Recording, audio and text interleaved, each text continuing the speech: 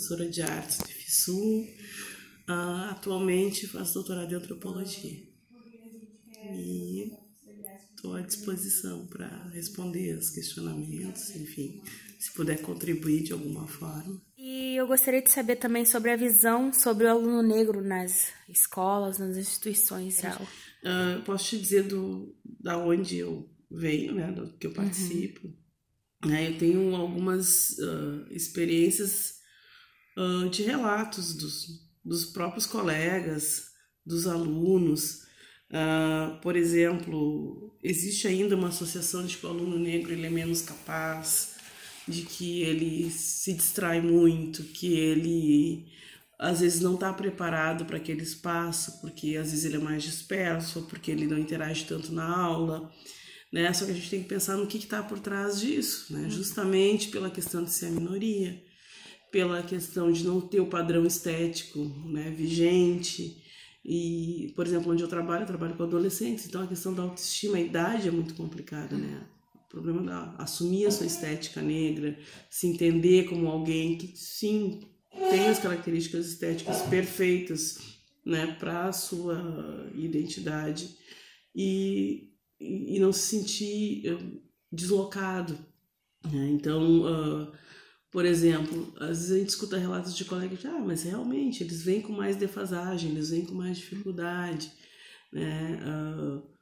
A questão também de que em algumas situações questionam por que o aluno não tem tanto um desempenho acadêmico X, né? Por exemplo, o relato de uma menina que matava muita aula, era repetente, né? E de uma professora sobre essa aluna dizia, mas também fulana não quer nada com nada, só quer matar a aula e vender bolo. E aí a questão que eu trago é, tá tudo errado, porque se a guria mata a aula, a gente tem que entender por que ela mata a aula. E se ela tem que vender bolo e não pode curtir o que ela gosta tanto de estudar, né? Talvez alguma necessidade financeira ela tenha. Então, eu acho que ninguém vende bolo porque quer, né? E mesmo que goste de fazer, né? Não dá para entender que uma pessoa de 16 anos, dentro de um espaço elitizado, né, se sinta tranquila ou confortável de ter que vender bolo e ter que matar a aula, às vezes, por isso. E também pela questão de se sentir parte daquele espaço. Acho que existe uma grande questão, o não tratar as questões da negritude dentro das escolas passa pelo pertencimento.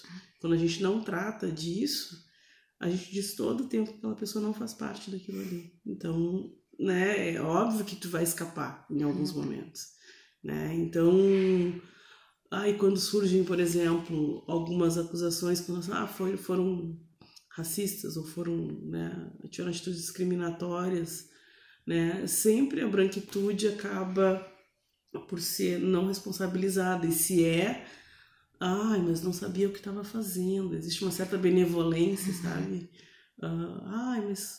Tão queridos, né? Mal abre a boca, né? Numa turma majoritariamente branca, por exemplo, são uns anjinhos, são tão queridos.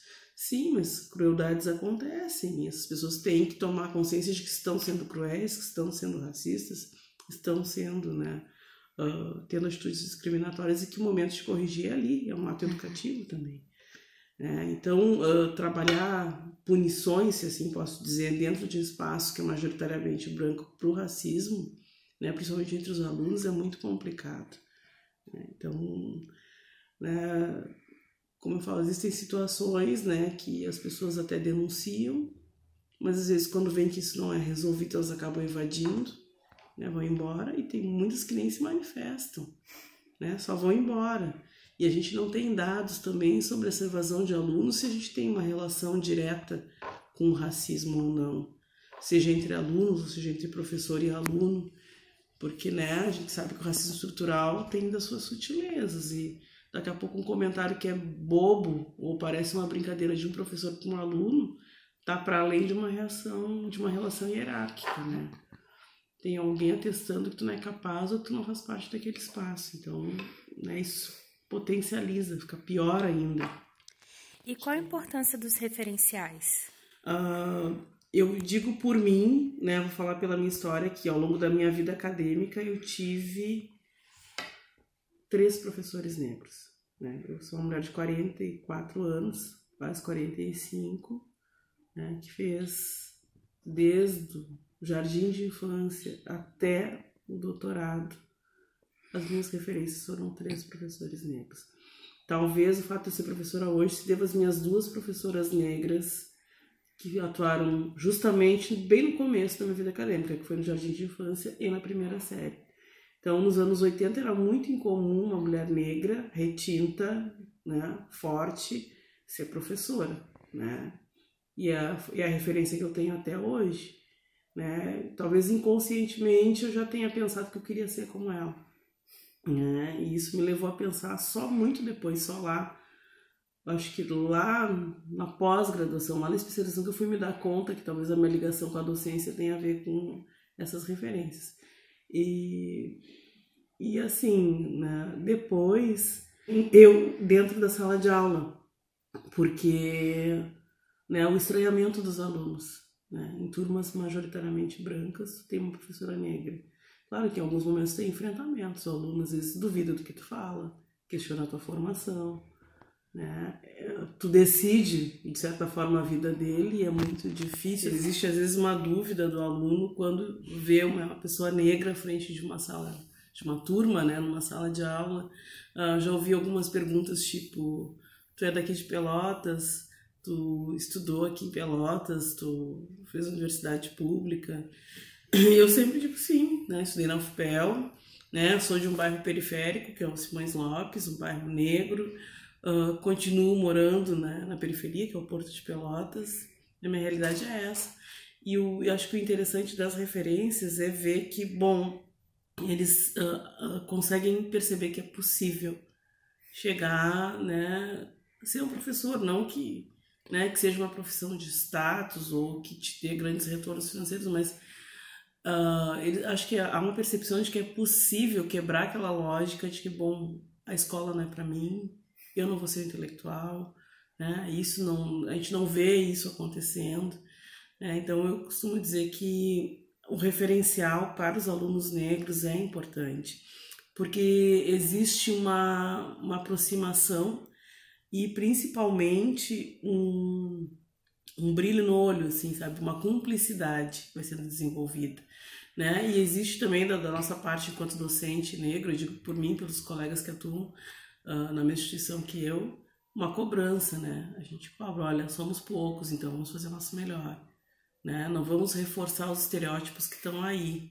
né? Todo mundo espera que a gente fracasse, então não vamos permitir que isso aconteça.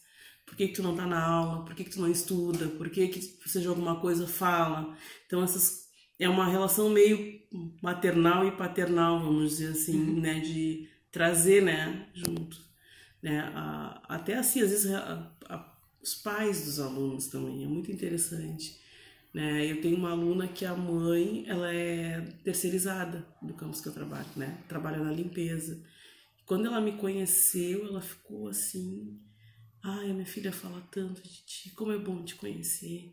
Ai, que bom, né? Que bom que ela tem uma professora negra também, sabe? Assim, tipo, ela tem outra referência que não eu, que limpo a escola, né? Não que isso seja uma profissão, né, indigna ou coisa assim, mas a gente percebe, assim, que tem um certo alívio de ver, bom, meu filho está numa escola legal e também ele está convivendo com pessoas que podem daqui a pouco fazer com que ele entenda o que ele está fazendo aqui dentro. Então, isso também eu acho interessante. Então, isso, mas é uma coisa que a gente vai percebendo. A gente não tem a dimensão do quanto o trabalho da gente pode afetar, né, até a permanência de um aluno na escola. Né? A gente vai se dando conta e cada vez que a gente descobre isso dá um baque, assim, né? E são várias coisas, né, que passam por esse processo da educação. Né? Então, as próprias discussões sobre racismo, né, dentro de uma turma que, né, só tem pessoas brancas, às vezes a gente fica intimidado, né, de tratar desse tema, mas na verdade essa geração, pelo menos a que está aí, ela quer falar disso, ela precisa, né, e existe um certo medo de tocar nesses temas. E como os profissionais não negros lidam com as questões raciais? Alguns com uma certa empatia e nos procuram, né? Eu também trabalho no Núcleo de Estudos Afro-Brasileiros e Indígenas do meu campus, procuram saber, se informar, bibliografia, enfim, mas a maior angústia que eu percebo com relação a como lidar com situações de racismo dentro da sala de aula. Enquanto profissional negra dentro de uma instituição federal, o que eu posso dizer? Ser uma minoria dentro de um espaço que é majoritariamente branco é uma questão um pouco complicada, porque, primeiro, a questão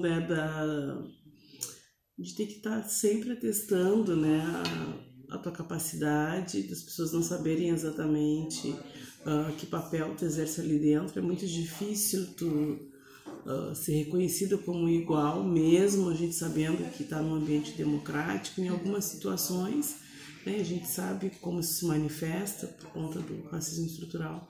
Em algumas situações é bem complicado, tu tem que estar te cobrando muito para fazer sempre um trabalho com excelência, tu não te permite errar. O reconhecimento pelos colegas e pelas causas da negritude ainda é uma questão bem difícil, né? Atualmente, dentro do universo de 358 professores, somos em torno de 10, eu acho, professores e professoras negros entre substitutos efetivos. Acho que mulheres, né, professoras efetivas, em torno de 5, se for isso. Então, lidar com a questão da negritude é um pouco complicado. Mesmo com a implementação das cotas, dentro das salas de aula ainda temos poucos alunos negros. Tem turmas que às vezes não tem nenhum. E as pautas relacionadas à questão da inclusão e da diversidade são vistas com muita delicadeza, com muita restrição, principalmente quando envolve afirmar que alguém está sendo racista ou que alguém está agindo de forma discriminatória.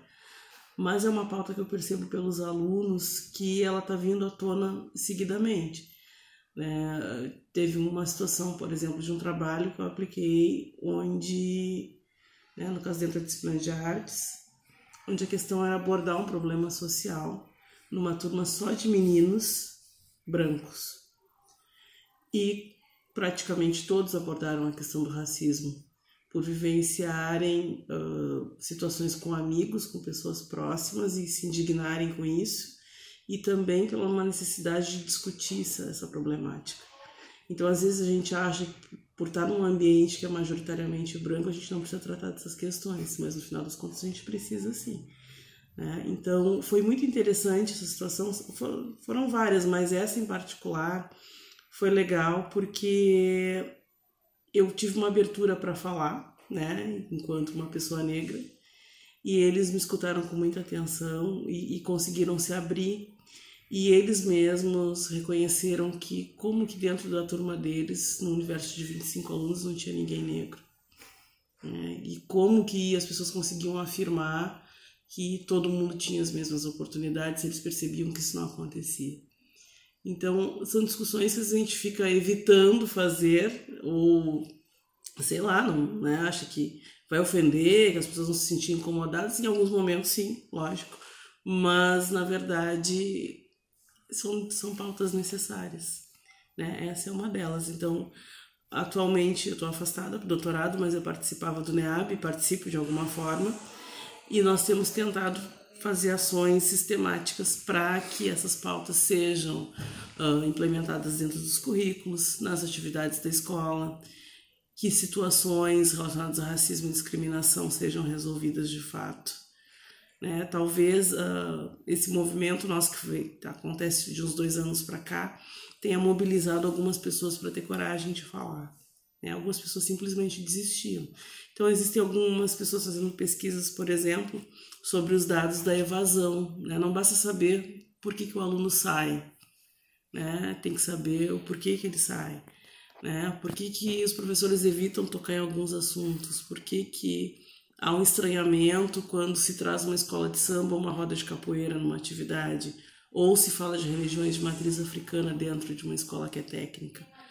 Então, né, são várias questões. A própria estética do IFE já tem mudado, né, os alunos, né, assumindo a sua estética negra e circulando nos corredores, os que conseguem ainda, né? A gente percebe que existem algumas pessoas que não, mas até a minha própria estética dentro da sala de aula reforça isso e faz, às vezes, com que as meninas se aproximem e perguntem coisas, que a gente troque ideia ou que elas reflitam sobre o fato do cabelo, né, da presença de uma mulher negra, que é muito incomum, né, e também já ouvi várias vezes, né, tu és a minha primeira professora negra, agora só no ensino médio, ou, entre outros questionamentos, tu é daqui de Pelotas, tu sempre estudou aqui. Eu digo, sim, sou oriunda da UFPEL, né, morei na periferia, moro na região do Porto, né, e me criei no Simões Lopes, que é um bairro periférico e negro, praticamente. E só que aí a percepção deles muda no sentido de pensar, puxa, alguém da periferia tá num lugar que um dia a gente pode pensar em ocupar. Então, são essas reflexões assim que eu faço e que tenho tentado buscar aqui, né, com as leituras e o tema que eu tento pesquisar, que tenho intenção de pesquisar, é justamente sobre essa nossa invisibilidade em espaços acadêmicos.